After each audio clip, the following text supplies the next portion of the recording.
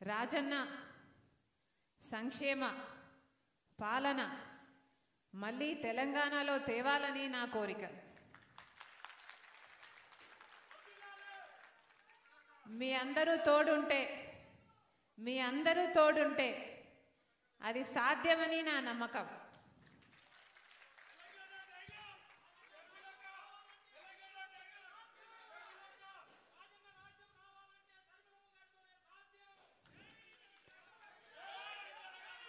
ఈరోజు ఇక్కడ రంగారెడ్డి జిల్లా నుంచి, హైదరాబాద్ దగ్గర నుంచి మీ అందరూ రాజన్న బిడ్డ ఒక్క మాట పిలవగానే మనస్ఫూర్తిగా వచ్చారు ఆశీర్వదించడానికి, అమ్మా మేము నీకు తోడుంటామని చెప్పటానికి.